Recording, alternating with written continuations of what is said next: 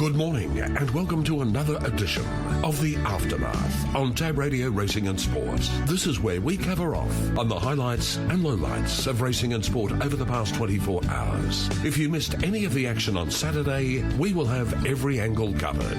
Keep the dial locked on Tab Radio Racing and Sport for another action-packed edition of The Aftermath. Yes, welcome along. It is The Aftermath. Marty Young here in Perth, studios at Gloucester Park. We go over to the machete capital of the world over there in Melbourne.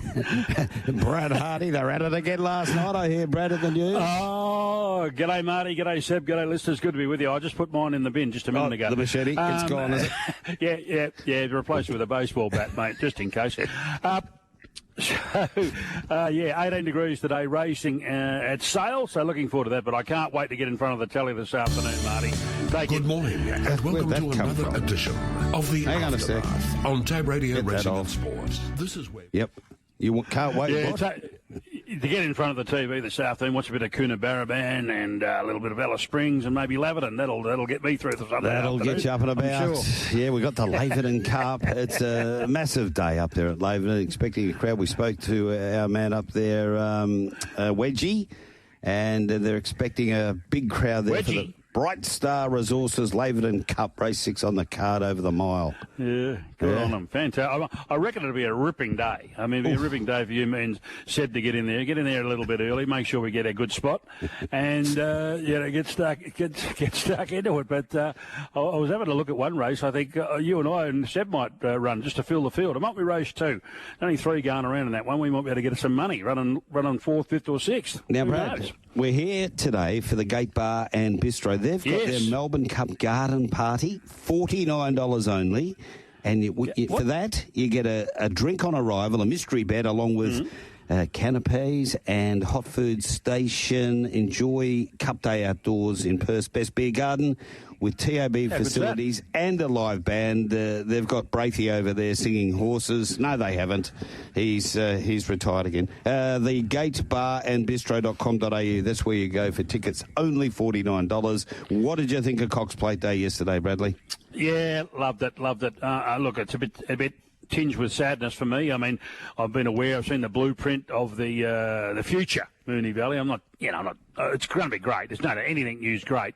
But in terms of the way they build it these days, state of the art and all of that sort of stuff, Marty, not sure about the track direction, etc. But no, brilliant. And wasn't she outstanding? I mean, I know she was there to be beat. I didn't think she was going that well on the corner, and there was a sneaky push. There was a sneaky push for Buckaroo. Just going to sit back and unfold and have the last crack, and didn't it? And when it pushed her right to the wire, she's sensational. She deserved that. Obviously, just when we speak to Ralphie, just try and find out if there's anything wrong with Antino, because I know you were pretty keen, and a few others were keen too. Just never got in it. No, and Blake Shin said that after the race, that obviously the horse ran way below par. He thought there was something wrong, but look, everyone was saying, it's not a great Cox Plate, and we preempted this on Friday. Said if Via Sistina wins this Cox Plate, there is a massive story that will unfold with Waller, with McDonald, with her, and that's the way it turned out. It was brilliant, absolutely brilliant. And well done to Matt Laurie and Coco to get Treasure of the Moment back. I mean, when we first saw her in her first upwind, we thought, winks.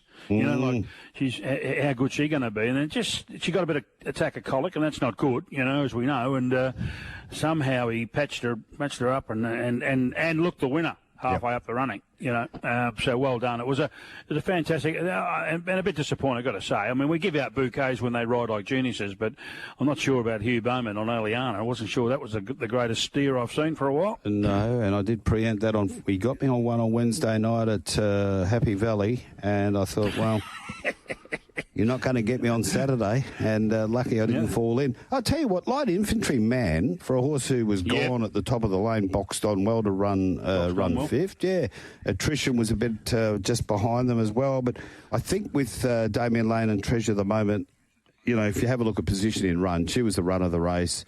Got smoked out a bit by that 3-year-old, as he said, post-race, but they did go quick early, and she was the sitting shot. Before the race in the mounting yard, I made note. I thought, gee, she looked well. Probably pick of the yard for mine. So it was, as you said, a great training performance by Matt Laurie to get it back. Yeah, my word. And I think the race before, I think we might have seen the Derby favourite, didn't we, Observer? What about Contempt? If you're looking for the Contempt race of the year or race of the day, Mark Zara on Observer for Kieran Maher was just literally outstanding. Went to the front, improved the position, and by the way, we'll just sit up for the last 100 and take photos, have a drink, and give us the pull out the slippers, put on the smoking jacket, and light the cigar. $1,500 he got fined for doing that. Providence ran the second fastest 200 of the day, was massive. Seamus was very good, and even Options. I don't know what Harry Coffey was. He went and had a coffee on that one. He just gave it absolutely no chance. It's odds on for the Derby, and I'd like to take it on. I think if Atticus goes down from Sydney, it'll give it a real run. Providence will give it a run. You know, like the speed map had Craig Williams kicking up with Crown of Russia leading. You know where he's eased up, ran last, 7 lengths. Why not just lead and do what you were going to do?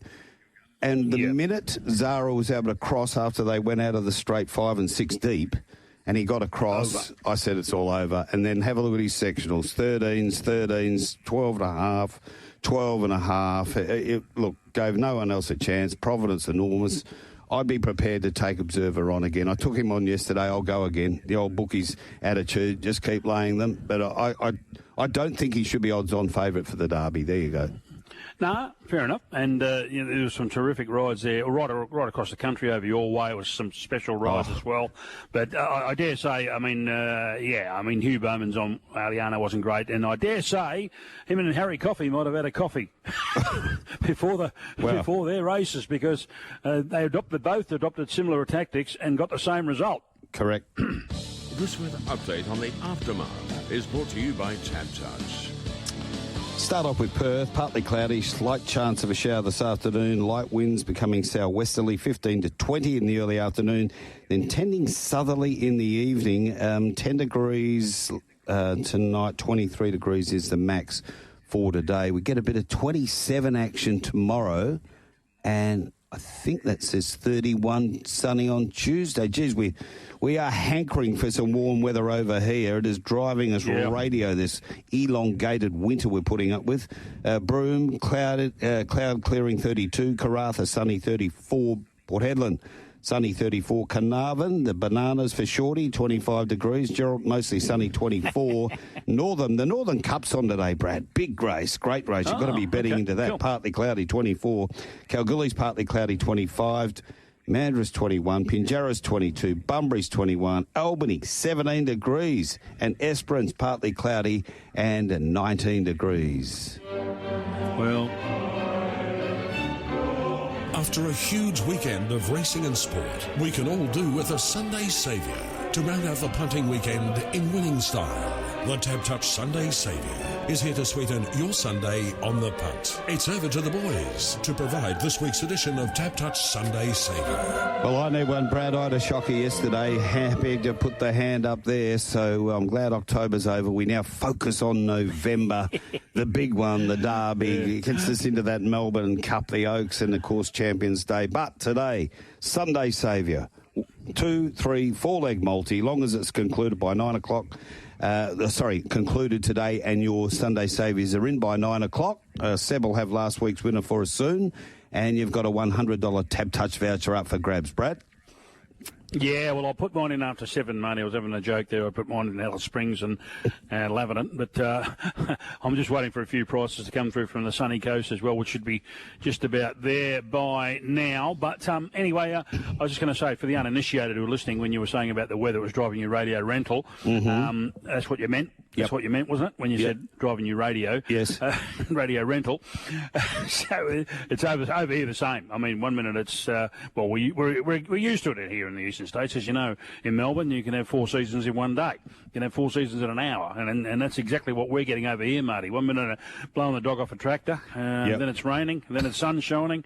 It does your head in. It does do your head in. Look, October can always be one of these crazy months over here. And I remember the old late father-in-law, he said never summarise the old air conditioner until November, and he was spot on with that all the time. But this has been, like last Sunday, it was 12 degrees here, and we copped about 12 mil of rain, never stopped raining all day. You know, we just got to transition into a bit of spring weather and warm the bones up, Brad. Sure. No, I hear you, mate. Hey, just yesterday on my own show, we had John Deeble, who's the former Australian baseball coach at the Olympics when we won the silver medal, and he's now he's been a recruiter in the MLB over there for a long time, and won rings with the Red Sox and along the way, and now he's with the LA Dodgers, and they got smashed yesterday by the Toronto Blue Jays 11-4. But he and his mates have also purchased 5% in a casual little horse called El Riffa. Oh. Who's going to be favourite for the Melbourne Cup. And he's not favourite now, Brad, but I'd be back again because I think he'll start favourite when people start to do the replays. And I actually said to Richie Bell, have you been doing the replays on El Riffa yet? And he this was yesterday out there at Ascot. He said, no. And I said, well, you better start. Go back to his run at Sandown, then his 2 runs in Ireland, and have a look and tell me if this horse isn't going to start favourite in the Melbourne Cup, El Riffa. It is a beauty. What about last night, the Wildcats, Brad? Here we go. Rattles the first.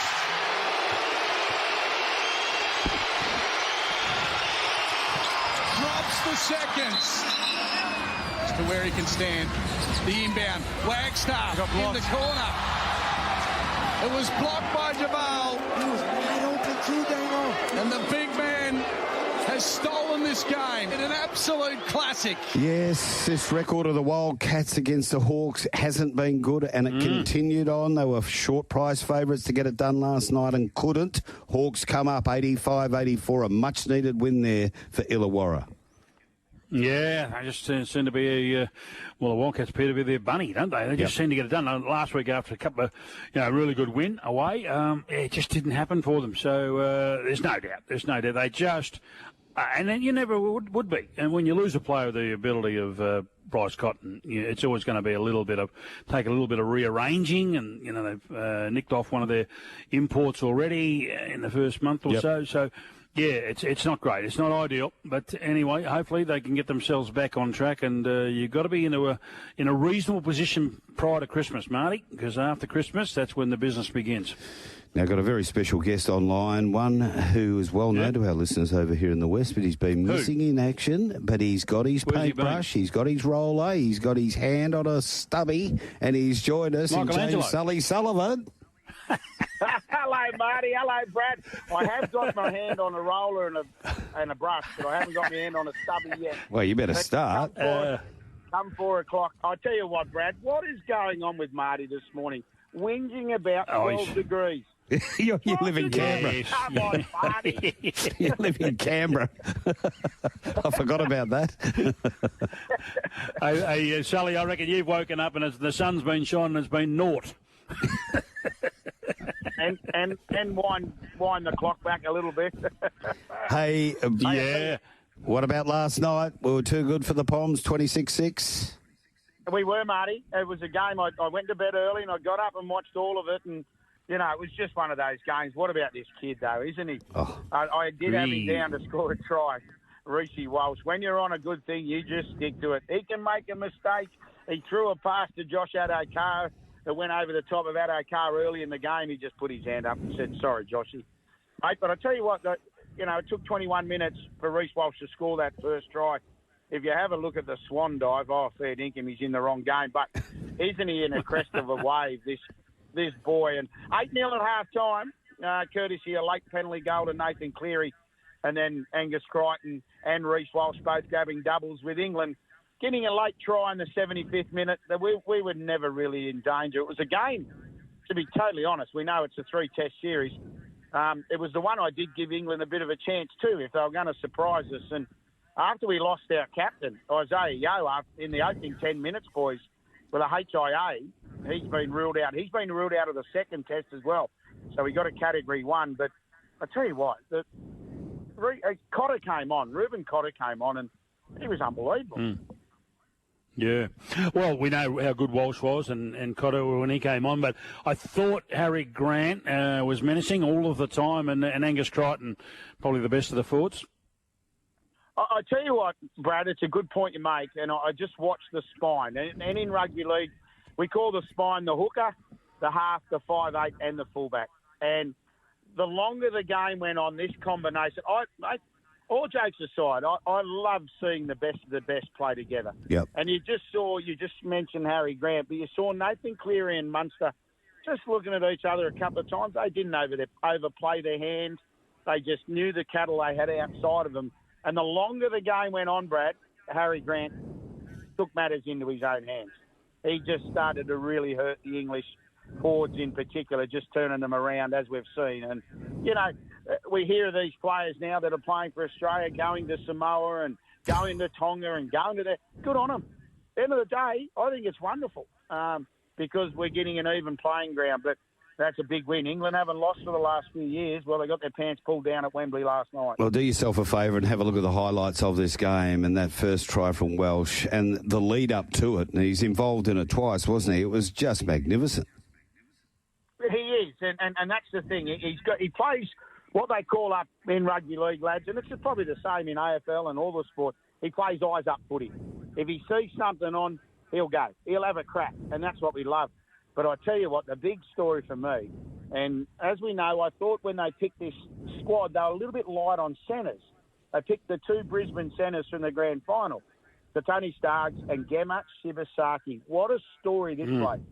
At the start of the year, he was a train and trial. No contract. Train and trial for the Broncos. He goes on, he plays for Queensland. He gets suspended for a week, remember, for getting on the P155. He was a little bit late to training. And this is 2 weeks before the finals. He comes out, wins a comp. Geez, I tell you what, you talk about do yourself a favour. Have a look of the composure when he sets up Walsh for the second try. He looked like a veteran. But, he was very, very good. They were good. England, they got some homework to do. I was going to say, Sully, what do you got for our English friends? Because, as you say, we speak about the top-level players, and Munster and Cleary did what they needed to do. They weren't outstanding, and there was a lot of others around the 7 or 8, 7 and 7.5 mark for the Aussie. It doesn't breed well or read well for the Poms going forward, does it? If we can beat them by that much, and some of the blokes were underwhelming. Yeah, no, you're right. I thought George Williams was good when he ran the ball, the halfback. Of course, the 6. Georgie played in the 6 last night. I thought Jez Litton was good when he came off the bench, the dummy half, the 14. He created a little bit for him. Alex Walmsley was the same. But other than that, they looked after Herbie Farnworth. Oh, we needed Herbie, we did. But they looked after him. I think AJ Brimson, he was named in the 19 but didn't play last night. I think he'll come into the side for the second text next Saturday night. But they've got some work to do. That's the bottom line because, as I said, I think Australia will only get better. Okay, so as you said, next Saturday night is that second test. Now, how are the Pacific Championships rolling through? Yeah, been going great, mate. Yeah, it's been really, really good. Last week we saw that, obviously the women and the men playing, but we saw that great game last week. New Zealand just got over the top of Samoa, didn't they, in an absolute classic. And then yesterday in the women's we had the Cookies. They beat Tonga, but the men's, this was a great game. PNG got over the top of Cook Islands 40-28.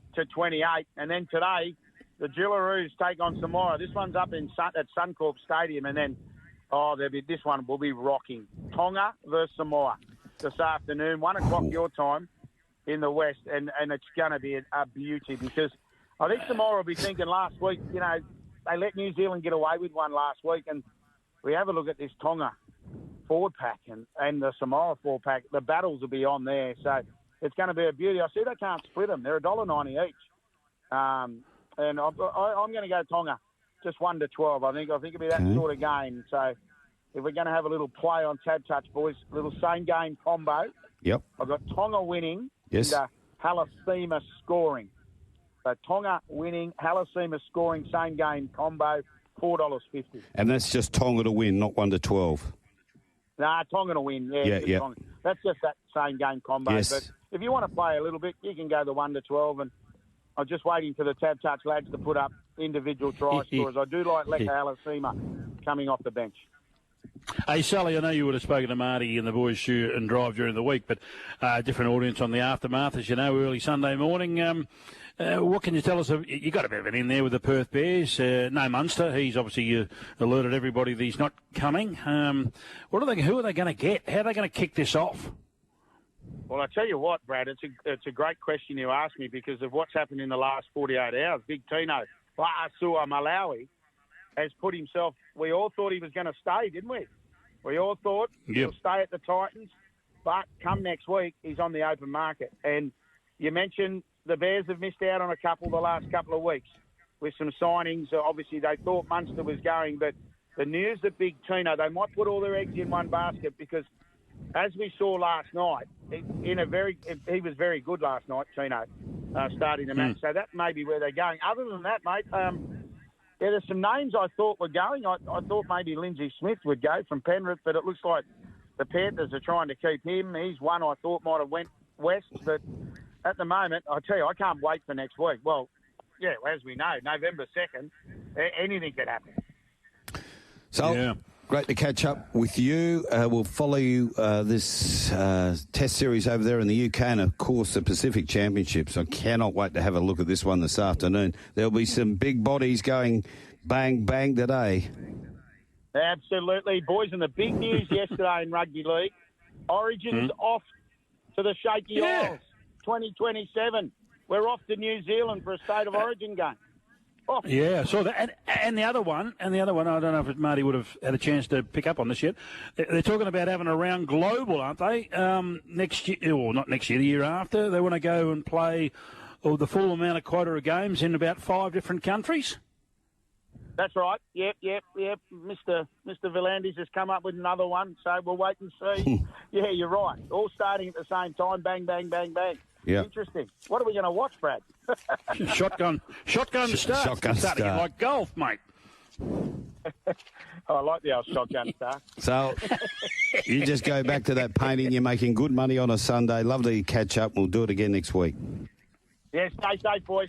James Sully Sullivan, about to take a break. But that Retrovision text line's exploded, Brad. We need to clear a couple here before we get hold of Chris Nelson and Racetrack Ralphy. Want to leave plenty of time for those boys as well. Boys, I love the shots of racegoers taking pieces of the Moonee Valley Rail as punters were allowed to celebrate the closing of this track in preparation for the rebuild. It was a fan frenzy of souveniring. What a spectacle. That is from Rick of Rossbourne. It was different, wasn't it? It was a brilliant concept to make the Cox Plate the last for the 18 months, 2 years. And, it was special. It was really special. They were all, sort of in awe of Via Sistina and J-Mac, of course. And then they said, oh, right, better take a bit of a memento here. So started digging up the track and pinching the railing. Yeah, unbelievable. Tim in North Perth, morning, boys. Can you enlighten me on what the hell Mark Zara was doing on Observer in the last half furlong? He stopped riding and spent the last 100 metres looking at his own face on the big screen. Horrible look. As I said, he got fined $1,500 by the stewards. Look, I'm not sure how much fitness or damage you're going to do to a horse just letting it run under its own steam over the last 100 metres because it's going into a derby next week. I reckon it's a load of overplay. It's a load of WAN, if you know what I mean. Yeah, of course I do. Yeah, no, I hear. But anyway, no harm done.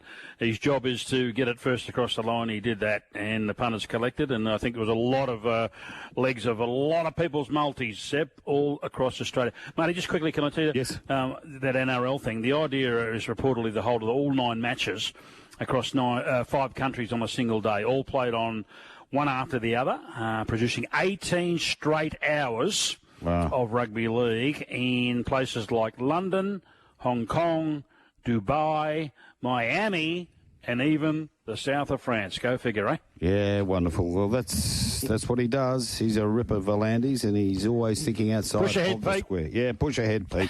One more off the text line, then we're going to take a break and then catch up with the lads. One from Bluey. Now, I reckon I saw Bluey, fins up. Now, Bluey, send me a thumbs up if I'm correct, but you are hanging over the fence in the mounting yard just before the last.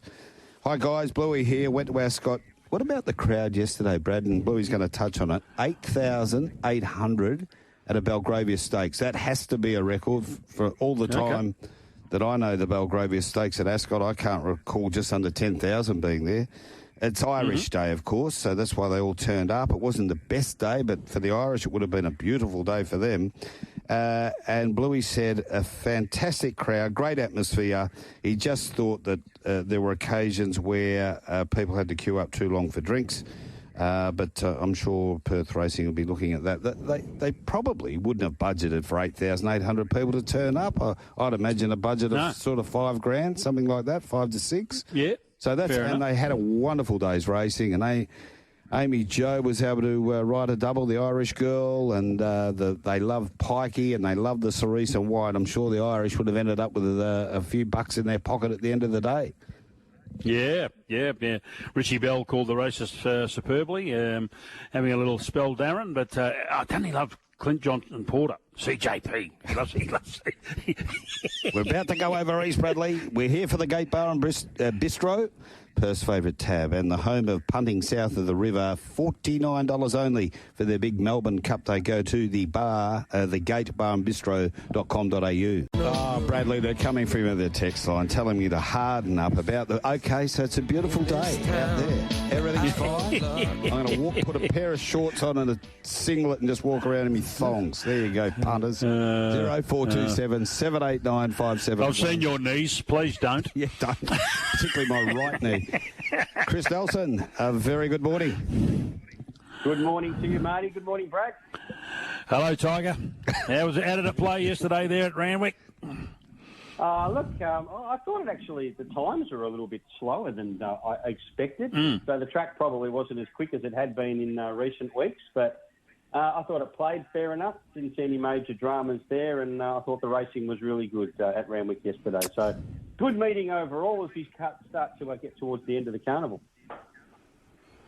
Well, let's kick off with race 5, the Brian Crowley Stakes, and a Goodwinter Skylighter from Peloton and Grand Eagle, who I'm still befuddled was going to make use of the barrier yesterday rather than take his medicine and go back again.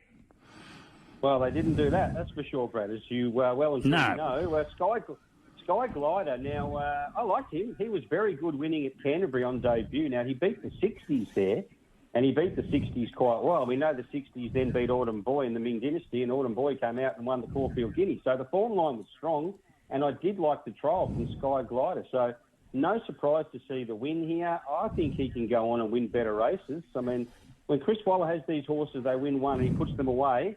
He's very patient, and he'll wait forever if he needs to, and he's given this one a bit of time, and he's come back really well. So where he heads next, I'd say he might go down to Melbourne for something over Cup Week. You never know. I think he's a horse definitely worth following. So Sky Glider, definitely. Peloton, is he always 3 wide, no cover? It just seems to be where he gets to in every single run. And he was there again yesterday. He couldn't quite go with Sky Glider late, but that run wouldn't have helped. And I've written here next to Grand Eagle, Brad, went back last, okay home, but not sure why went back last. So I'll leave that be. Yep. Race 6, Craven Plate. Lindemann is just, as you like to call him, Brad, an ATM on 4 legs. And how easy was this? Chris Waller trifecta, bang, bang, bang.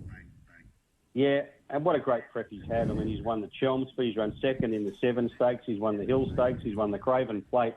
He's just been beautifully placed, and he is one horse, and his connections would be glad that Victoria and New South Wales have this issue between them in the spring, because he's not going up against the normal opposition than he would have been in some of these races. So he's earning easy money, Lindemann. So he's had a great time in Sydney. Militarised and Kovalika, they both ran on quite well, as they always do. Kovalika's sectionals are actually the best in the race, from the 1,000 right to the 200-metre mark. But you'd be brave to put him in your black book. Yes. Yeah, race 7, the Calendar Presnell, and I tell you the unluckiest runner of the day was in this. And can I give a shout out to Dusty Bay, Marty and Tiger? It was, as a 2-year-old, was going to be a speedy squib and had plenty of speed. And they finally sent it to the front yesterday, and I thought it held on pretty darn well. You know, particularly when they topped the rise, you thought, oh, he's all out of gas. But he kept going. It did. Yeah, he did, Brad, because they did go quite quick in this race. The first half of the race was certainly quicker than the second half, so he set it up for those off-speed. And Hope was the one that had the luck, whereas you mentioned there, Rivellino had none whatsoever. Hope was able to have the unimpeded run and swept down the outside whilst poor old Rivellino and Nashua Will were looking for a run. 400 to 200. Rivellino was held up. He had to wait, come over heels and ran on strongly. He was beaten 0.48 officially of the length. So I think fair to say Rivellino, who's not one of mine, and I hope is, but Rivellino should have definitely won.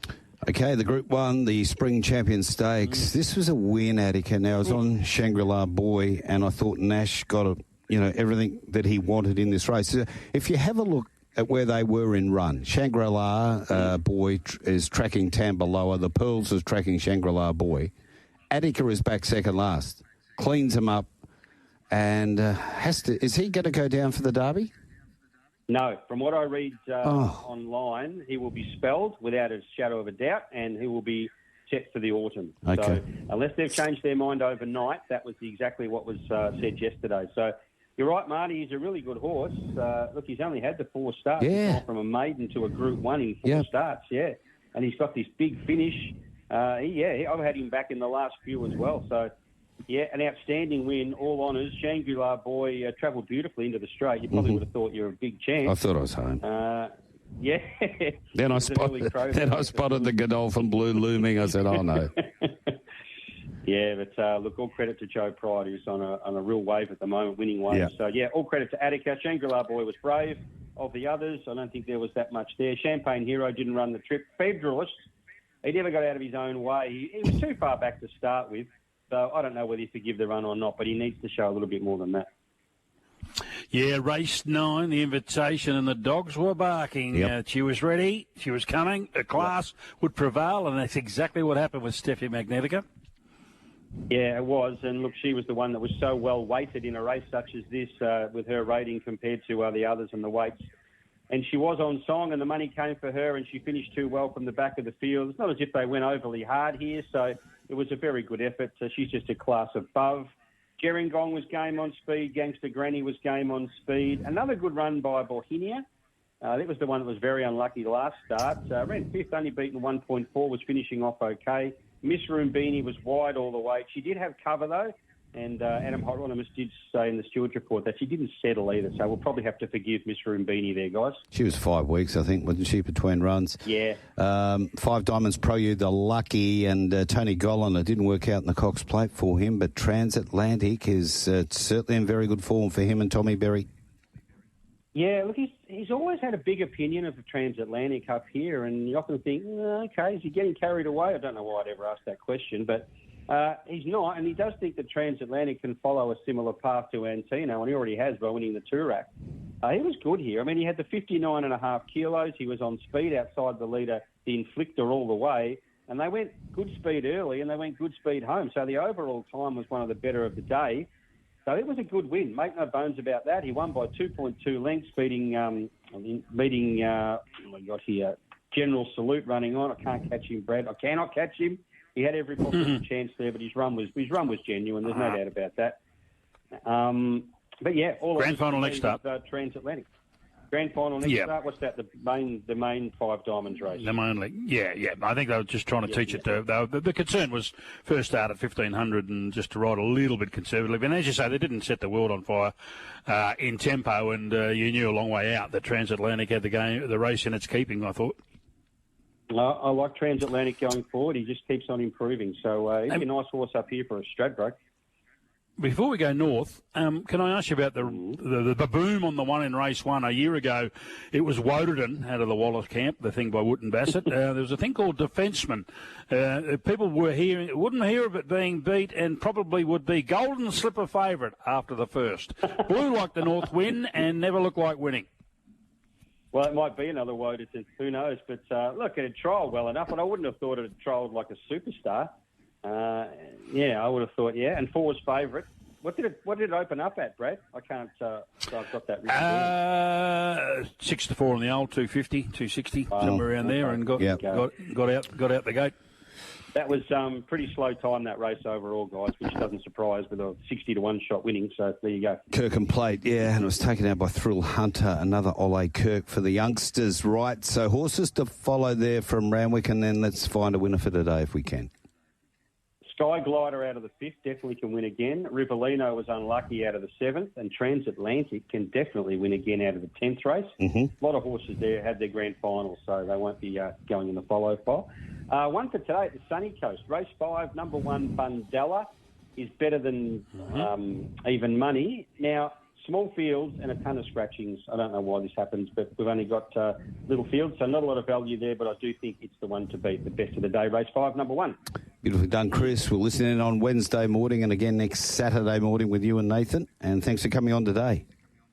That's a pleasure as always, guys. Have a good day.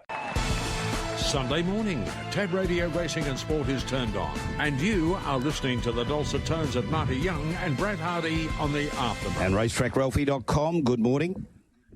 Good morning, boys. Sad that it's the last ever Cox Plate at Moonee Valley on that track, but that is the way to see it out. Absolute champion delivers, and champion jockey, champion trainer, the lot. Did I see you running out with a lot of running rail towards the end there? Yeah, just check my eBay account tomorrow, and yep, they're all for yours. Hey, Ralphie, I heard that was to be an extra barricade to keep your Melbourne supporters in their seats next year. I'd go with that. I reckon that'd be a beauty, wouldn't it? I can't leave it a week. Give us another Shiraz. No worries. Well, tell us about the great mare. She was fantastic yesterday. Yeah, so I think we can safely... What did we learn from it? So a few things. We can safely say that last year's run was an outlier, and that was an outlier of all outliers because of, not just her performance, but obviously prior to Jenny setting up such an insane tempo, gave her an opportunity to do what she did, which was wing strike. But since then, she's gone from, freak to just very, very, very good. And what she was able to deliver on the day yesterday was an ability to cope with the increase in pressure. And look, I said to you boys a couple of weeks ago after that Caulfield run, when everyone was, in quotation marks, was critical of the rides on Buckaroo and Damien Lane, that actually Blake Shin didn't walk at all at Caulfield. They went in a reasonable pace. And for those just trying to understand a bit of the work that we do with the data and thinking if we just talking complete nonsense, well, Via Sistina, I've got this out for you guys. Via Sistina yesterday had to go 14 lengths faster than she did in the Turnbull, whereas Treasure of the Moment had to go 4 lengths faster. Buckaroo actually went the same pace. So what I'm saying is they didn't have to cope with a massive increase in pace. Antino did and couldn't. Maybe he wasn't right in the day. Aliana had to and found traffic, and Via Sistina did. Here's the thing. I reckon if she runs in the Champions Day 2000, the Old McKinnon, she's going to improve again. Okay. So I hope she does, because that will be picking money up off the ground. That's what she actually did improvement-wise, early speed, and that's why she didn't have that blistering turn of foot. Now, of course, she had that speed hump. She had to get around in nepotism. How much faster did it go with like 8 kilos less? Not at all. And obviously Buckaroo and Treasure in the Moment ran superbly to their absolute best, but her best has got more to come. That's the scary part I want to underline. And just a quick mention too, Ralphie. We don't normally mention the not the also runs, but those who finish back. I thought attrition. I mean, you'd love to have one in the backyard like it. Yeah, absolutely. I mean, he's just tough as teak, and he's been going around. But once again, him and Light Infantry Man, they've come through races. The real head scratcher with Via Sistina, or indeed why you got in the old black and white price early, was her runs at Flemington were just such walks. The one that Willow fixed them all up in the Mackay Diva on Mr. Brightside, but also last start where Sir Delius won. I wish Sir Delius had a run, because I still reckon Via Sistina beats it. It just would have been a totally different circumstance. We'll never know for sure. But what I'm saying is Via Sistina had to come through real slow tempo races, whereas the others had come through proper races. But yeah, he's tough as teak, attrition, absolutely. First event of the day, Beast Mode wins for the Hayes boys and Craig Williams. I tell you what, for the race one kickoff in a small field, yep. There's money to be made here. This is a seriously fast horse, Beast Mode. Mm-hmm. Heard one of the boys talk during the week that they chose not to give it a jump out between runs, because just leave the speed on race day where you can make money. That's exactly what it did. It's flown here. Tomkin just couldn't really keep up. I reckon if they go to Flemington, she's a money maker there, up the straight, and just both her previous run at Flemington also was blistering pressure. She can cope, she can relax for a fast horse, And by that I mean just that sort of first split. So I'd love to see her at 1100 or 1200, particularly up the straight at 1200. I think she'd be dynamic in mares only. Don't Hope Do's flying, and Major Share just it needed that run. But yeah, I'd be following the first two for different reasons with a lot of confidence. Race 2 is the Red Anchor and Napoleonic spread eagledom. But I said to Marty, have a look at the replay of the thing that ran second. It came out like a drunk. Yes, yeah, it's got a lot to learn, and that's pretty much what it did on debut as well. So I think it's got talent, whereas Napoleonic's up and going. They were talking a big game in Napoleonic, not a lot on the clock, but didn't have to because it smashed them. 6th best last 400 of the day. Got Vince Cardi's figures through, so I think it's got upside, but the problem is they're going to try and take on the big league either in the Coolmore or the Orr Stakes, which is now the week after Melbourne Cup week, and I don't think it's up to them yet. Third event, the Crockett Stakes. It was Stardom for Waterhouse Bott and McDonald. Yeah, too good and too smart up front, J-Mac. But I tell you what, Natalie Young and Trent busted it. They busted. Don't bother taking touch tickets, guys, until something changes. Because a lot of Trey Magnifique again, just in complete carnage, in no out. Just as Arcora, their stayer, heading towards the Derby, has just had 2 no-out runs. So hopefully their luck turns. Who knows if it would have won? I think it probably would have. But Stardom got the honours in a pretty modest time race. Race 4 was the Group 2 for fillies, the 3-point motors, and Salty Pearl and Enviable. It looked like a match race, and that's the way it panned out.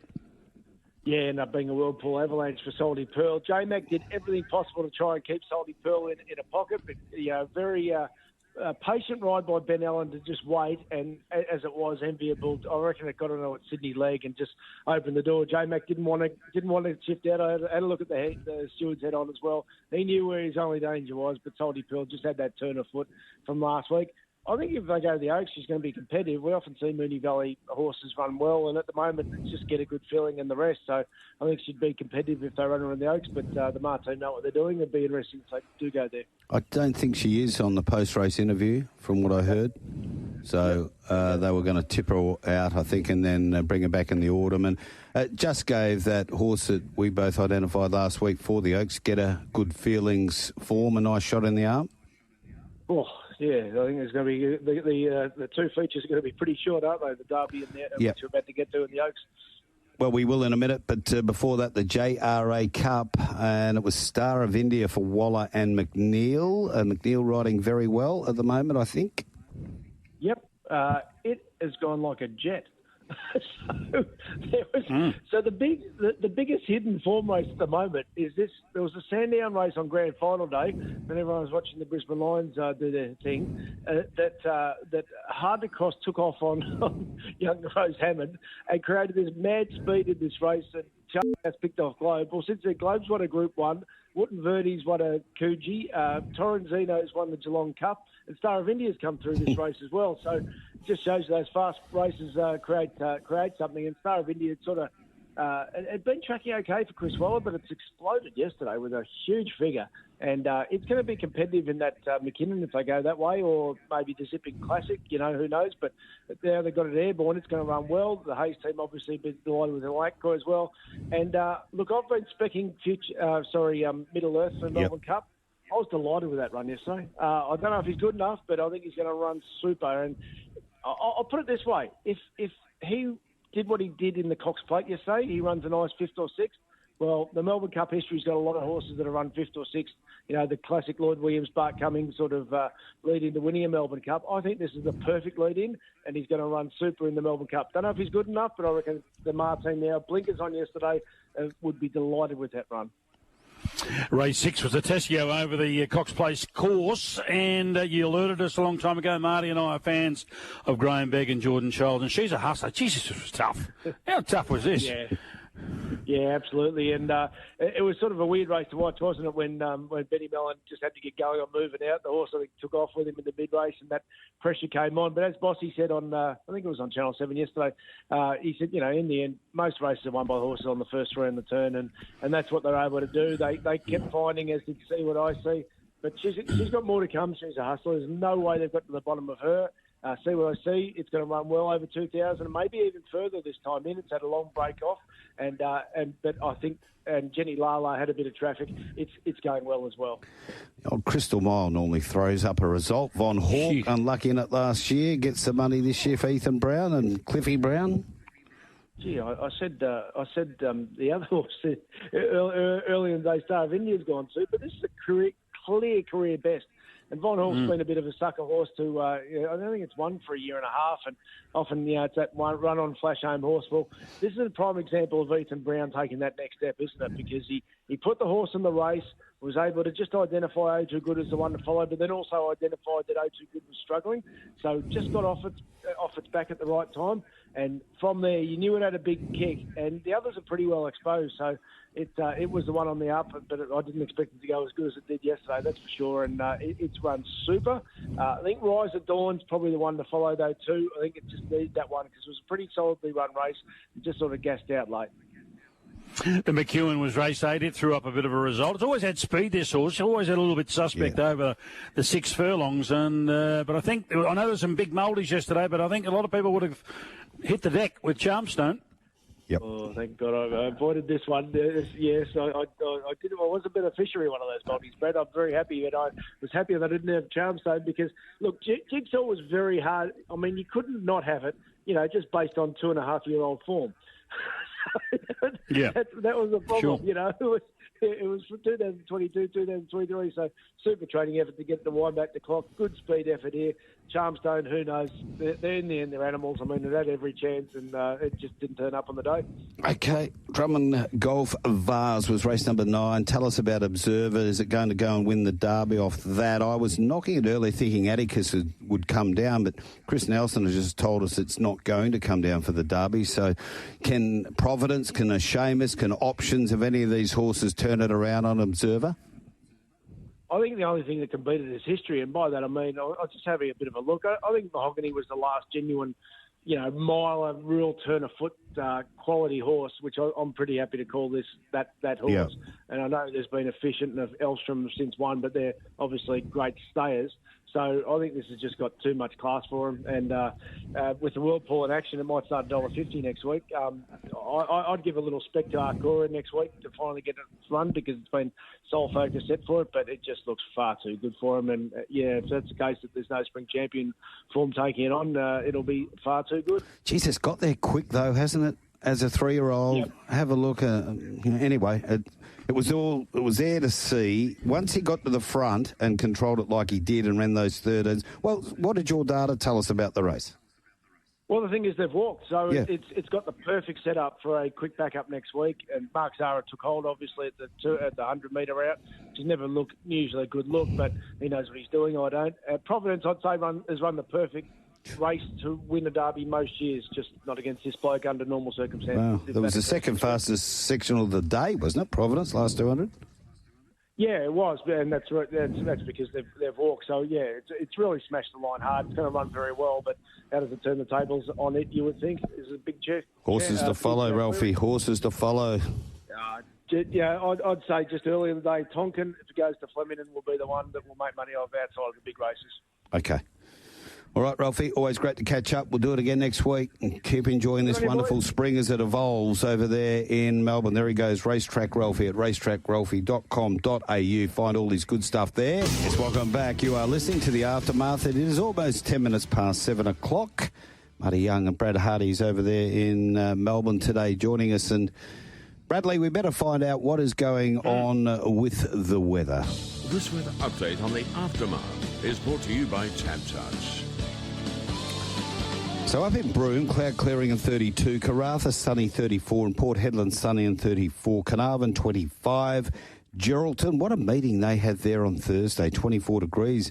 Not often you say it, Brad, but I think at least maybe 3 horses that won there on Thursday could come to town and win. It was a meeting where some very talented horses showed their horse flesh off to the punters. Northern partly cloudy 24, Kalgoorlie's partly cloudy 25. Of course, it's Northern Cup Day at Northern today. Mandurah partly cloudy 21, Pinjarra's 22, Bunbury 21. A bit cool down in Albany, 17 degrees, and Esperance partly cloudy and 19 degrees. After a huge weekend of racing and sport, we can all do with a Sunday saviour.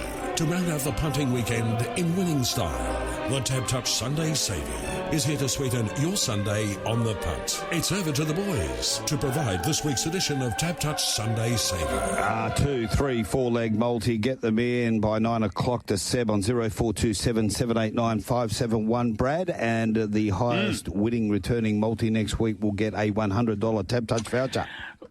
Yeah, well, one of my legs was, I agree with Tiger Nelson, Sunny Coast Race 5, number 1, Bundella, currently $2.25, so I think that's worthwhile.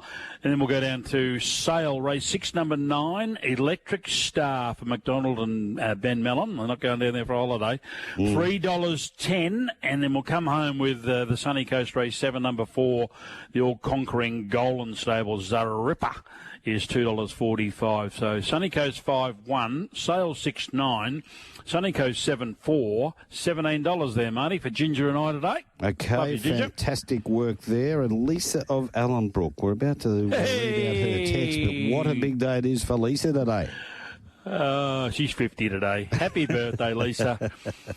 Who would have thought?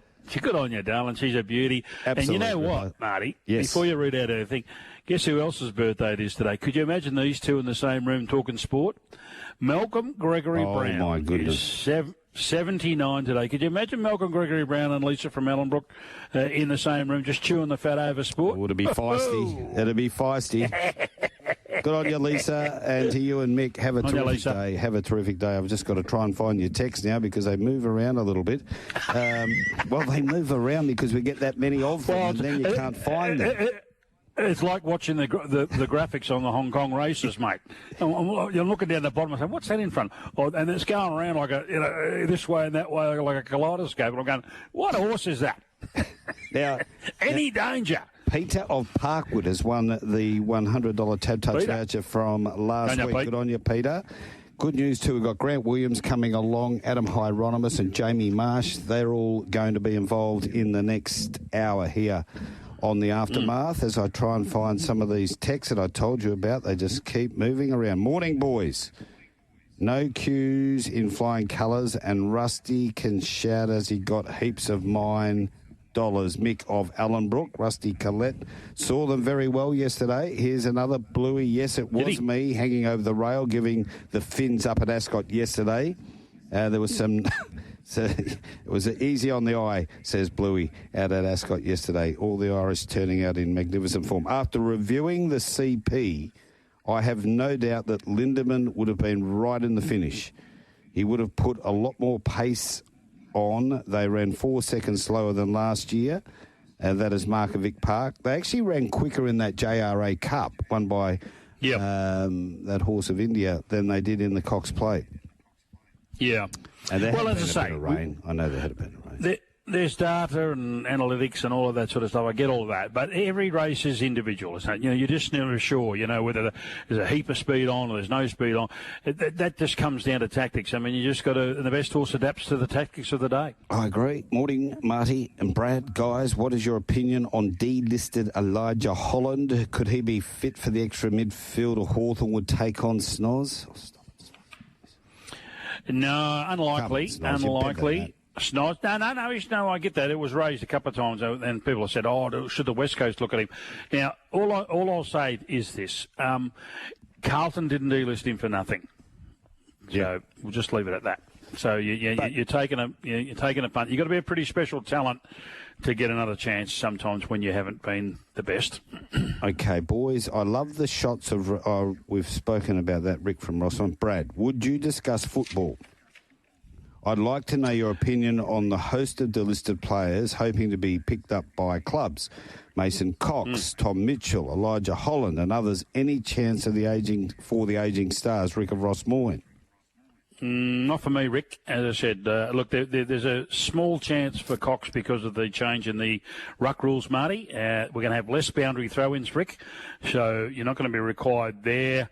It's only the only one that'll suit him is in the middle of the ground where they've got to make him jump again, or you've got to be very tall or a very good jumper. He's sort of neither, but his height gives him a little bit of chance. But I think most clubs will go with a lead ruckman and a pinch hitter again around the ground.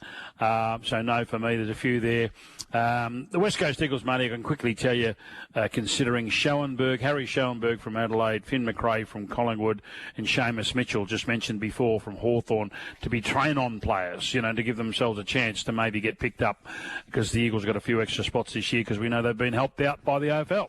Okay, what about this one? Boys, Alana King takes 7 for 18 to rout South Africa for 97 in the Women's World Cup. Aussies make total with a lazy 33 overs to spare.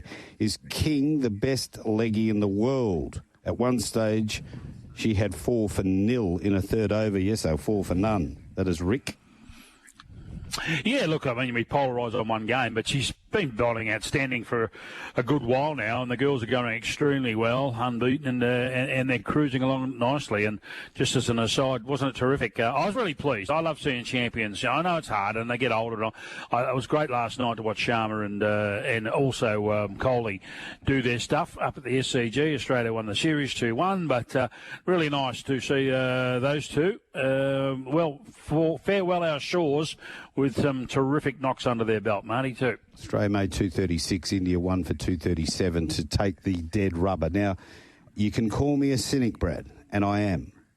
But if you had the discipline of a sports bettor who would just hold back until you get to a dead rubber and back the underdog, in the fullness of time, you will win. Yes. You will win. Marty, you're a cynic. Of course you will. And yes, I'm right on that as well. I get that. So why does it happen, Brad? Why does it happen? Is it just because the team that have already won it go in there a bit blasé and it allows the opposition to, well, of course at least do. we're a chance of winning something? Yeah, of course they do. I mean, the pressure was all on India to perform because a few of them had underwhelmed. There's no doubt in the first two, and the Aussies had done really, really well. So, I mean, there's a chance there. It's a changing landscape, isn't it, with that team? With a little bit slightly different face to it. But the Australians I'm talking about now. But, yeah, no, I think it was. It's always the case, when things are done and dusted, and you go into that game that really doesn't matter, sometimes you go in a little bit less, more casual than you should. Okay, I found Lisa's text. Morning, guys. Right. And Sully got a mention too. She likes Sully. Guys, it just goes to show how much the Wildcats relied on Bryce Cotton.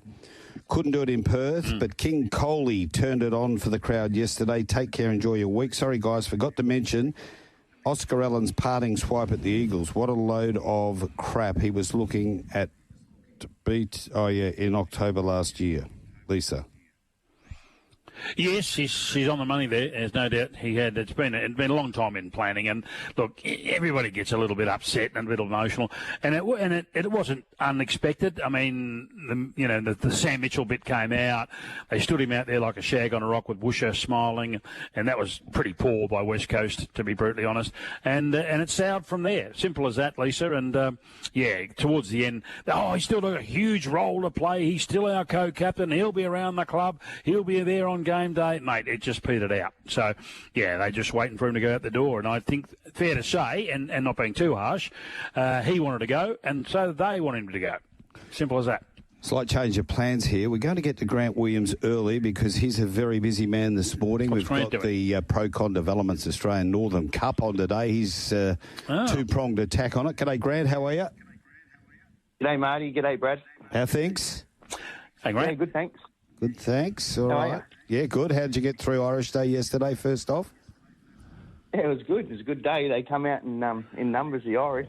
It was pretty full on. A big crowd, isn't it? 8,800 for that day is a massive number. Yeah, it's a good day. It was a good atmosphere, and like I said, it was a bit noisy. It was a bit rowdy, but they were having fun. You just get the feeling there's a little bit going on with Perth racing at the moment. It's been a very good start to the summer. Yeah, there is. They've done a lot of good things out there. The crowds have been pretty good at the first few meetings, so I look forward to a good carnival. B. Bardot, she's starting to improve. You said post-race she's still not quite there yet? Yeah, we just always have seems to, find trouble or injure herself or just haven't really got a good flow on with the races that she's been in. So hopefully we can get a good fitness base into her and we can get some races, can tenuous races into her, and hopefully I do think she's got another level to go to, but all she can do is win. So next run for her, have you mapped that out yet? Not really, Marty. No, I haven't really. We sort of just tend to go week to week or fortnight to fortnight. It would be nice to get some ratings points up with her, because it would be nice to go into those last couple of mares races at the end of the year. Grant, you better consult your racing manager, Trevor Nisbet. He'll tell you what to do. Yeah, he was out there yesterday, Trev. He was out there yesterday, which is good. Good on him. Catching up with him. He doesn't get out there very often, but he sneaks in and sneaks out. It's good. There's a team of luminaries involved in the ownership of the horse, isn't there? Yeah, there's some good names there, good fellas, a few personalities. Got a new pub opening down here too, a couple of them, so it's going to be handy for the staff. Oh, where's that? The corner. Tell us about that. Just out the back. It's in Baldivis, just behind the shops there. Okay. I think, it's called the White Horse or something like that. I might be wrong, but it opened yesterday, and I went past on the way home, and it was chockers. So, okay. I'm sure we'll have a few ales out there. But, of course, Melbourne Cup Day, you'll head to the Gate Bar and Bistro. If you're not there at Ascot, that's where you've got to head for $49. Just go to the Gate Bar and bistro.com.au. It's been one of your favourites for a long time. Mohegan Rulli, were you happy with that effort there for Alio Galanti? Yeah, I was. He's a nice enough little horse. Probably just a bit restricted with the races he can go in at the moment. Like I said yesterday, I thought, his first run probably should have been over 1,200, and yesterday should have been 14. So we've just been a little bit behind there, but we can find a nice 1,400 for him next start. I reckon it'd be hard to beat. So what'd you make of Royal Toronado and and your other runners in Miss Sky High and Trio in race number 8? I thought Royal Toronado was great. He's fighting out the finish, and the other two were average. They both pulled up as big as me this morning or yesterday. So, they'll be going on a bit of a boot camp. I thought you were looking pretty sharp there yesterday at Ascot. I thought Grant's been in work for the summer by the look of you. A little bit, yeah. Got rid of one of the chins. Just got another one to go, Marty. All right. That's just got a phone book to get rid of. Let's have a look at the Northern Cup today. You've got a couple of chances in the market there, Grant. Sensational, drawn well. Captain Pluto, not so. Yeah, look, Sensational's got a great draw. Tends to go good for Willie Pite, this horse, but got a good jock, good replacement in Brad. Got a good draw, like I said. He was in great form over the winter. It's been up a fair while now. I thought his last start to Mickey's good one was very average. He was below par. He did run second, but he wasn't. Didn't really. I didn't think he could beat that horse, but I thought he'd probably give it more of a run than he did. But we've screwed him down a little bit for this, so hopefully he'll bounce back today. Captain Pluto, he's got a bad draw, but I like this horse. I really like this horse, and I loved his first up run, and I reckon he's pretty right for today. So I know we've got 12 or 12, but that suits his pattern of racing, so he's just going to have to keep an eye on a couple of the chances and look to see him smoking home down the middle of the track. And that's sort of the way Northam has been playing a little bit. I thought they tend to be getting down that middle to outside of the track. Just wasn't run to suit that first up run? No, it wasn't. Chanel having her first ride on him, sort of had to go through them, and thought his run was as good as a couple of the others in the race, and most importantly, he monstered the line, and that's what we were looking for. I opted to claim on him first start just to take some weight off, just sort of to keep him good for this race. So Pikey goes back on board now, and I'm pretty happy with where he's at. Okay, so if he was to win this Northern Cup or run very well, what are any big plans for him? Yeah, like he's probably probably my number one seed for the Perth Cup this year, I would have thought. We opted not to worry about the railway and all that with him. It's just probably going to be too many mile races for him. Just takes the speed out of him a bit. So we'll sort of go into a couple of those staying races, race him sparingly and have him nice and sharp for 1st of Jan. What about Fast Harry? Looks a nice horse in race number 5. Yeah, I love this horse. He's got enough weight for him to carry today, but I think he could win better races than this. He's got a nice turn of foot. It's taken a while to mature, this bloke. He's still got a fair bit to do, but he's a nice type of horse. I think he's got a bit of a future, so I'd be hoping that he'd be hard to beat today. Grant, you're never shy of bringing one east if they're good enough. Have you got anything in your stable looking forward, even projecting a year forward, that you think might be capable of doing so? Oh, Brad, I'd love to bring. I'd still love to bring the old fella back in Western Empire. I look at some of those races over there, and I just think, geez, it'd be good to bring him back over. And now he's had a good couple of years back in our care. I think he's probably not far away from being able to do that. So we could possibly get over there for the autumn with him. I'm looking forward to Watch Me Rock in the Railway this year. If they can win a Group 1 over here, they're good enough to go east, I think. So, well, that's what it's been like for us in the past. So, I'd love to get back over there in the autumn. They're probably the two main bits of ammo that we've got. Yep.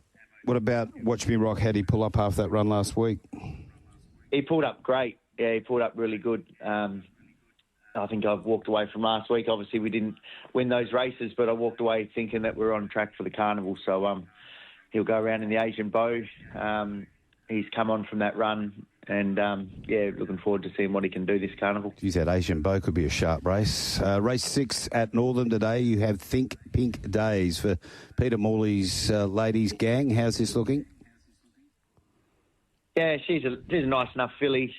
Probably as short as she wants it today, but we're just trying to get these runs into some of these fillies and colts and geldings, to have them ready for a champion fillies or a guineas if they were good enough. Probably a 14 or a 16 would have been the perfect thing, but I think taking it to Northern, just relying on Pikey to be able to, get her on the bridle at some stage, and she has won there before. So, like I said, she's a nice enough filly, so it'll just be sort of up to Pikey now from a good gate to hopefully not be too close and get her on the bridle and be able to, hit the line really strong. So you're going around the back way to get into the champion fillies with her?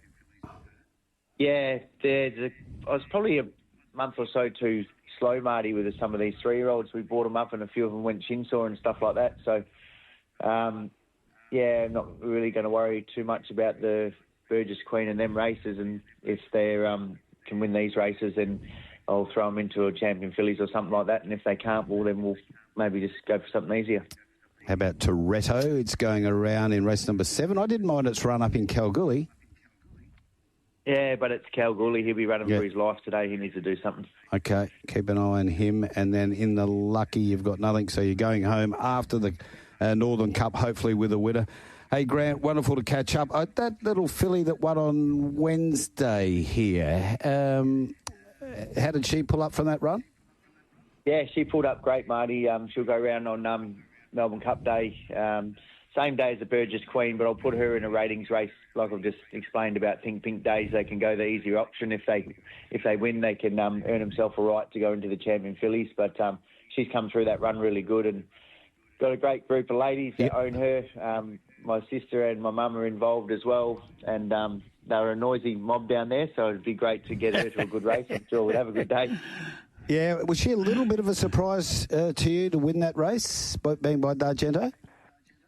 Not really. Lance has liked her from the start, maybe because I wasn't in Adelaide when she bought her, so she bought her herself, so she was pushing that wagon a little bit. But she really liked her from the start. She wasn't a dear purchase. I think we paid $45,000 for her.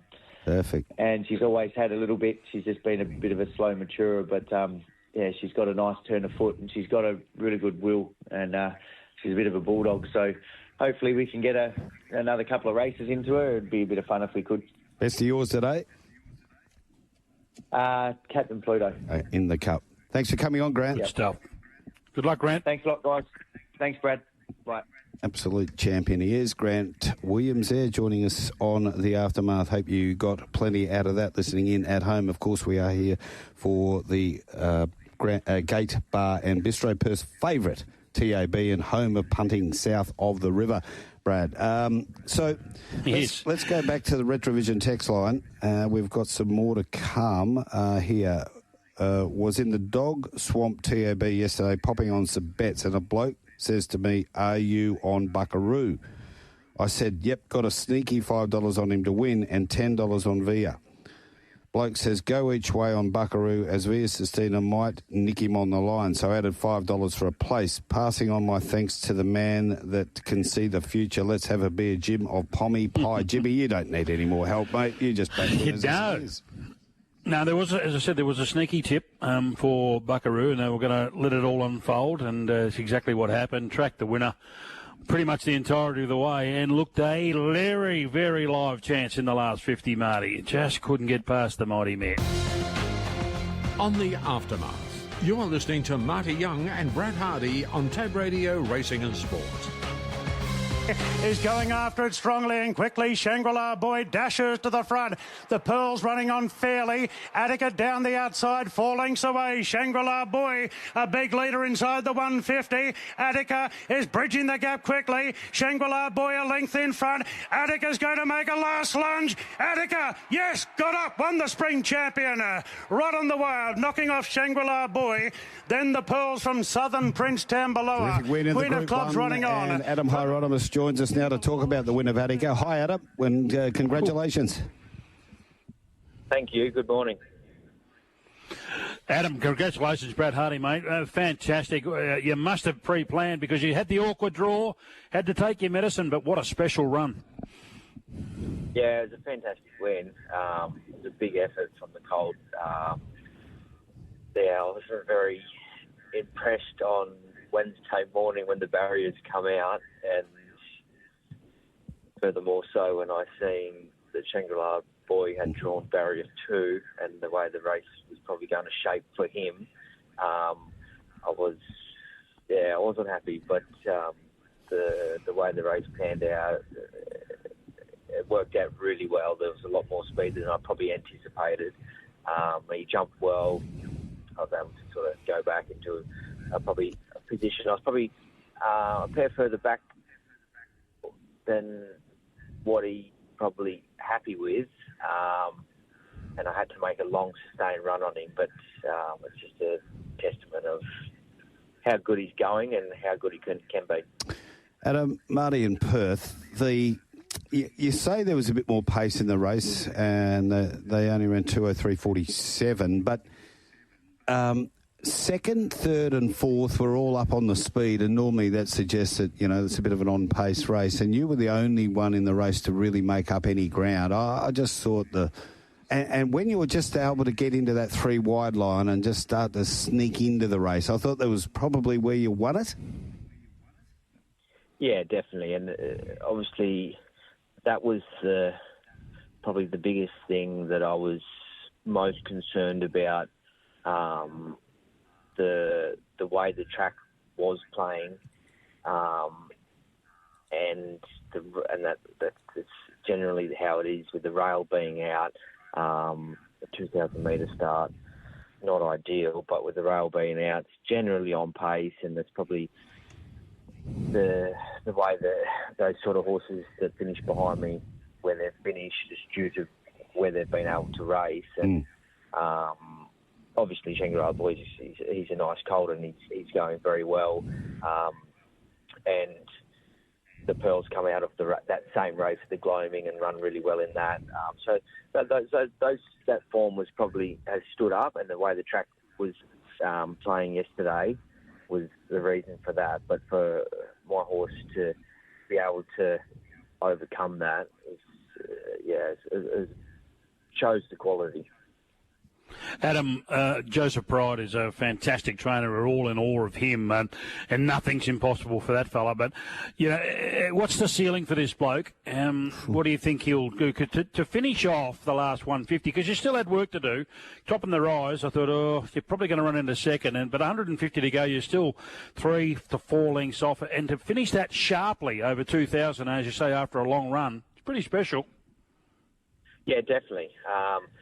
And it's not easy to do, and I when I did straighten up, yes, I was concerned when I seen Shangri-La Boy dash away, and I was like, I did think that the margin was quite substantial, and I didn't think, not many horses can do that, so I was worried. But once I sort of kept building, got balance, was able to give him hit with the whip and straighten him up and focus him, he really lengthened in that final 150 metres. I was very confident that I was going to get over the top of that horse.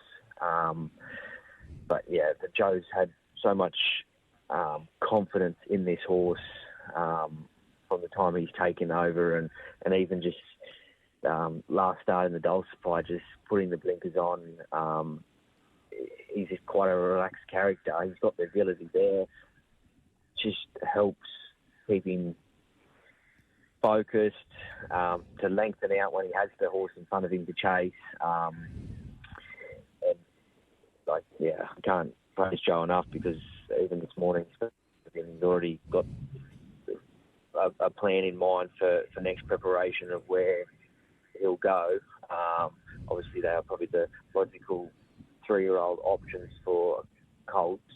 It just shows that he's already just won Group 1 with a lovely colt, and there's no time to rest. There's already a plan that's going to the paddock. There's already plans in place of what's going to happen, and that's what makes him such a good trainer. Was the Derby a consideration, or has it all just come up too soon? Because, Joe had his first trial with this horse in August. He hadn't run before in a race when he was with James, and he's now put those 4 races together for 3 wins and a second. So has it all come a bit too quick, the Derby? I think it was never on the agenda, and that was purely because the Godolphin and Joe were so confident in this horse's ability, and now he's won that Group 1 over 2,000 metres. Yep. His values increased. He's very well bred, so I don't think there's any need to go to the Derby, and I think that's the confidence that they have in the horse, that they were very they were very keen that he was going to win yesterday, and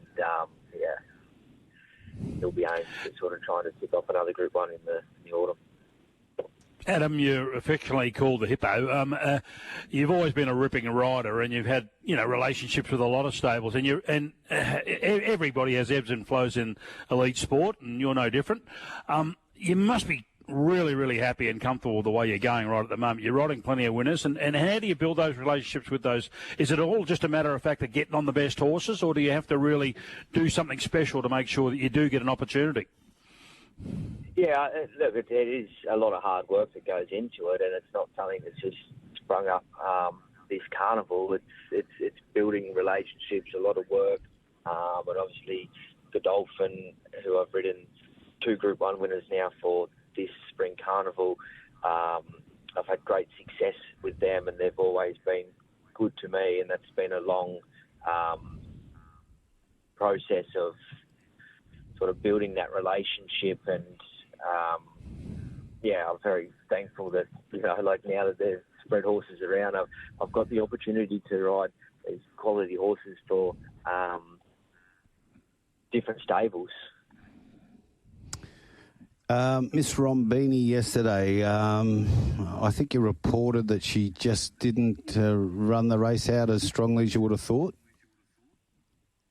Yeah, I think she just, obviously the way the race sort of mapped for us, we were going to either race in front of Steffi Magnetica or behind Steffi Magnetica, and look, we jumped well in front of Steffi Magnetica, and it looked like we were going to have the sort of back of Manal, but we weren't able to get that, and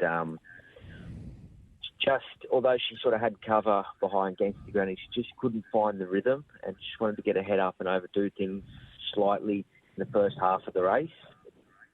But I think there's no reason, if she can't go back to her normal pattern, that she can't bounce back and win a nice race in preparation. Was it the 5 weeks that might have got her between runs? I don't think so. I think it was just more so the race. The way she just handled that first, because she was still working that last final 200 metres and hasn't been beaten far. I think if she just had a better setup through the first half of the race, she would have seen a dynamic finish. How'd you feel beating Shangri-La Boy after you'd won the gloaming on it? Yes, it was a relief because I knew how well that horse was going. Yeah. And he's a good colt, and same sort of situation. The improvement he's made this preparation from last preparation, it's very good, and there's no reason he's open for more development coming up. So he's obviously half brother of Storm Boy, but he's on a good path to winning a good race and enhancing his value as well. Massive week kicks off next Saturday in Melbourne, Adam. Will we see you down in Melbourne? If so, what are you looking at? Yeah, I'm coming to ride Baywhack in the Coolmore. Ooh. Okay. Geez, he's a good horse. He's underrated. Yeah, I went down to Melbourne on Friday and jumped him out down the straight, and I was very pleased with the way he handled himself. He liked it? Yeah, and he feels good. He's come through the Golden Rose win well. He handled the straight nicely. He took everything in his stride. It was lovely and relaxed.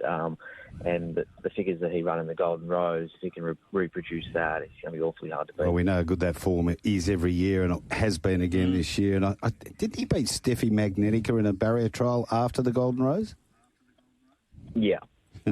So Adam, you don't realise how cathartic it has been for me to talk to you today, because I backed Shangri-La Boy and Miss Robini, so you can understand how I was feeling at the end of the day. So I thought, well, why not get the great man on, and it'll just make me feel a hell of a lot better.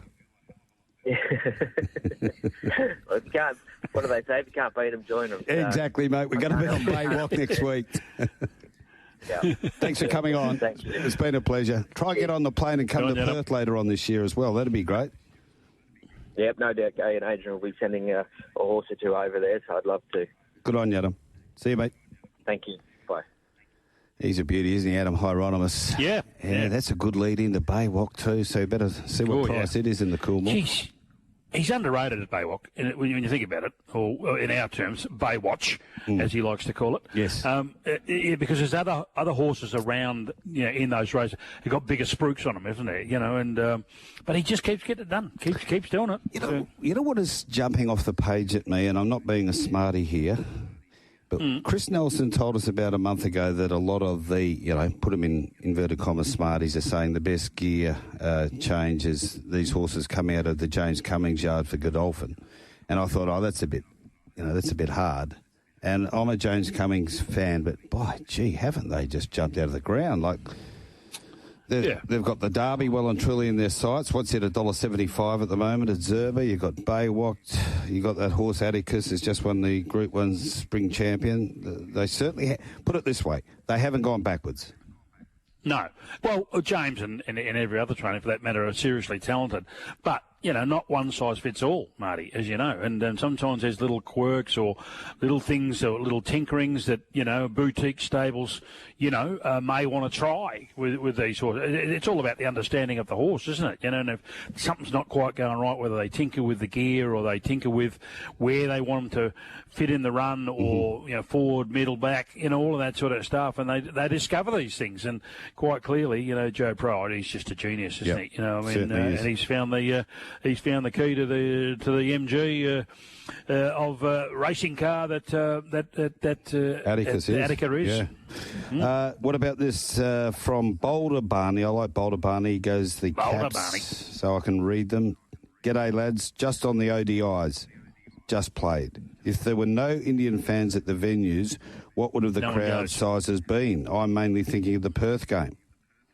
Yeah, no, I agree. I agree with that. And there was 40 plus, I think, Barney, in Adelaide, and there was a good close to 40 last night, which is nearly full. But as you say, full of the Indians, and good on them. They love their cricket. But it just goes to show, as I said, I was saying Seb was working with me the other day, and I said, well, who cares? And that's. I'm sure there's a lot of peepers on the TV. I mean, I think we all have a bit of a look, whatever. But in terms of bums on seats, it's all the Indian fans. But particularly the Adelaide one day during the week, that looked to be what, 50-50, 60-40, did you think? probably? Oh, no. 70-30? I think 70-30 all the way around the country, you know. But as I say, it's the ODIs. I mean, we're a couple of years away from a World Cup, so you know it's not prime viewing at the moment for the Australian Cricket Australia. We're worried about the Ashes upcoming, you know, so that's where our spoils lie at the moment. It was really just a John Farnham farewell tour for Rohit Sharma and Kohli, and the Indians turned out in their droves. We are 13 minutes away from 8. You're listening to the Aftermath for the Gate Bar and Bistro, $49 Melbourne Cup luncheon there. Hop on the website, find them and give them a call and book in. Hey, Brad, what is going on in the world of AFL at the moment? Tell me, why is Dean Solomon all of a sudden becoming an assistant coach at Essendon? Well, they'll try and brush it off and they'll try and dismiss it, Marty. But you just can't help but thinking. You say, Marty, you're a cynic. Well, you can put me in that bracket as well because, I don't think all's well down at your camp, that Tullamarine. And I think, I just think that, they had an enormous amount of injuries this year. But I reckon Brad Scott's as one of the top three that are under pressure next year going into the season. I wouldn't be surprised if they're not going well halfway through the year. Dean Solomon, he just missed, remember, getting that gig himself a couple of years ago or 3 years ago. And it's a very unusual move, you know, to have someone on the board living in northern New South Wales and all of a sudden parachuting them in to the match committee. He's a terrific brain, all of that sort of stuff. I think he's, if I was Brad Scott being very effusive about it, say it's fantastic, I think he'd be looking over his shoulder a little bit because if they don't go well, he's sitting right there. So you're saying, is this two-pronged? One, to have an inside voice into actually how Brad's coaching, and two, to have him positioned there just in case they do move on him next year. Yeah, of course. Absolutely. Wow. Absolutely. I don't think there's any doubt about that. When you've gone 3 years, and look, Brad Scott's, they're all political beasts. You know, Brad, Chris, Ross Lyon, they like to control everything. You know, and sometimes, and that might have worked under David Barham, and it might have worked under the footy manager, it might have worked under the fitness guy, but it's not going to be any more. And they've changed them. Andrew Welsh is now the chairman. Vozzo's now the CEO. They've got a new fitness and conditioning man coming in, amongst others. Absolutely. I mean, his control on the whole club is now stopped. Okay, so Matthew Innes goes in as director of sport and medicine, and sitting underneath him will be David Regan as a senior strength and conditioning coach. So they have made moves there to better what has been going on for the last 2 years, because you can't, there's no such thing as a coincidence, Brad. You can't continue to be getting those injuries like they were 2 years in a row. So they've moved on that. Yeah. Oh, and even more importantly, I get all that. They've done the necessities, haven't they? You know, okay, where's our problem? A, B, C, D. They've changed all that, right? But the other thing is, for me, is Merritt wanted to get out. Now, of course he wants to play, successfully. Maybe with Hawthorn, he thinks that the vehicle can take him there. But the underlying thing for me was there was something not right between captain and coach. And I just feel as though this is just the first move on the drafts board or the chessboard to what's going to happen in the future. And Merritt's going to go back in there. He'll play well because he's just such a little pro. He'll want to play well anyway. That's just the way he is. But it won't be easy. It'll be a bit awkward early. And I just worry for you and your other Essendonian fans, your Bomber fans over in the West, if things aren't going well, you watch the nitpicking, the finger pointing will start. We should have got rid of him. He didn't want to be here anyway. I'm pretty sure he's going to play up to his optimum anyway, but if he doesn't, that's going to be the first thing that on people's minds. Why didn't we get rid of him? He didn't want to be here. We should have got rid of him back then, Okay. Those are the sort of things you're going to have to work with. Time for a break. We'll be coming back. Jamie Marsh, he trained the winner of the WA All-Star Sprint last night. Our Aussie salute.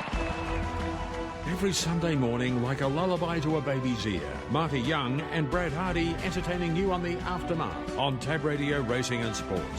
beaten for early toe. Our Aussie Salute leads by 2 on Junkyard Clyde from Spencer. 3 back to Miss Envy running on from West on Sydney, Fleetwood, Kazakh, Aston, Near on Rare Speed. Our Aussie Salute out by 3 on Junkyard Clyde, then followed by Spencer and Miss Envy. But stand up and cheer, Jamie. Our Aussie Salute wins the All-Stars by 3 on Junkyard Clyde. From Miss Envy, third, Spencer. Oh, have you sat down yet, Jamie? Welcome along to the aftermath. Good morning. How you going? You've even got the caller on the payroll. Yeah.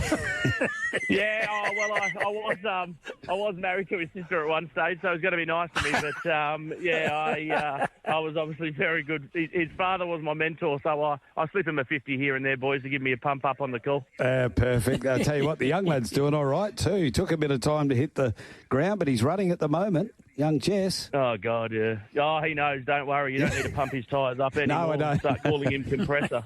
God, he loves it. But, good on him. His old man was amazing to me. And, look, I wish him all the best and all the success. His dad was a very smart man with an animal, and he looks like he's following in his footsteps already. What about this tough win last night? Yeah, super. Yeah, and beat a quality field, I think. Yep. The likes of Miss Envy and Sydney and everything like that. It was a really good field with a lot of speed and a lot of ability in it. And he sort of half missed the kick, but his ability to punch up and hunt up and sort of push hard to get to the front was amazing. So all credit to him. He was a massive run, and he's probably been in some really good form for the last probably 3 to 4 months. Jamie, Brad, mate, congratulations. Yeah, you're right about that. I've watched it several times, and I think your heart would have been in your mouth approaching the winning post the first time. Yeah, well, I actually didn't handle him, and it was a bit for the first. Poorly handled him last night, and when he crossed the line the first time, I was a bit nervous, but when he crossed the line the second time, I carried on. Yeah, well, I carried on like a bit of a fool, to be fair. But anyway, it's all in the copped plenty of clout from a few of the boys slapping the thigh, trying to ride it home, and it was it was a great night.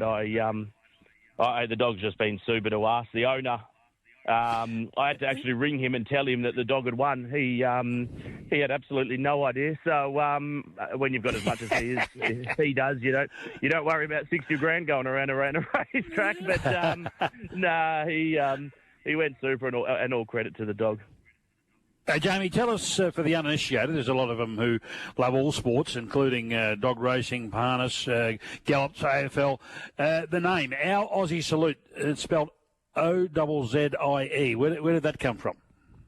Oh, no, you have no idea. He's one of the greatest mates of mine, Buzz Barranca, possibly the worst namer of a greyhound in Western Australia. I have got absolutely no idea. He named a whole litter after indoor cricket. One was called Back Net and all kinds. So, boys, I've got no idea. Yeah.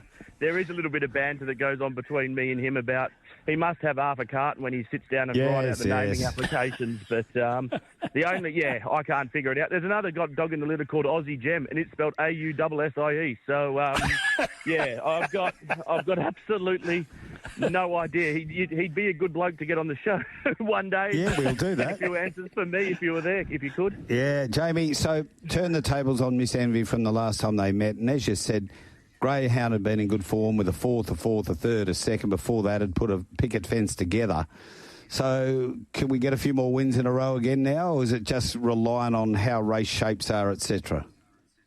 Yeah, look, he sort of I think he ran second or third in a final a few weeks ago, and he sort of looked a bit flat in the run, and we took him away and gave him a freshen, and he come back super. And I thought his run behind Miss Envy, who's obviously the best sprinter in Western Australia, was enormous, to be fair. And I was sort of quietly confident going into the final. But, I think the Mandurah Cup's 2 or 3 weeks away, so he's pulled up good this morning. He's having a wander around, and everything going to plan. I guess there's probably a couple of weeks' worth of racing, and then we'll try and aim up at the Mandurah Cup over the 488 in 2 or 3 weeks.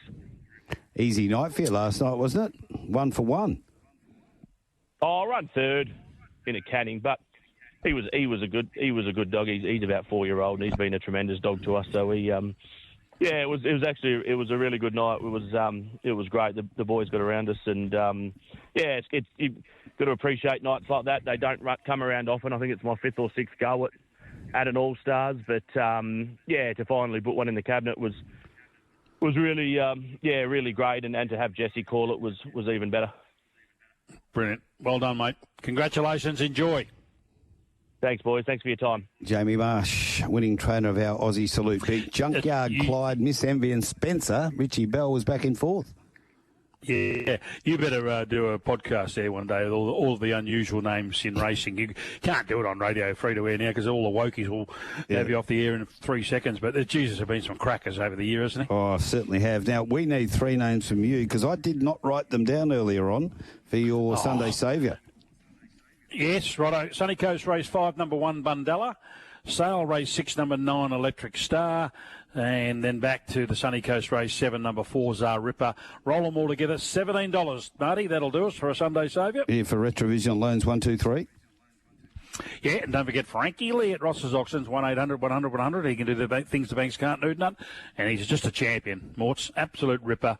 Been with us all the way. Fantastic. And Peter from Parkwood won the $100 Tab Touch voucher from last week for the Sunday Saviour. Hey, Brad, been terrific. See you, Marty. See you, Sep. All the best.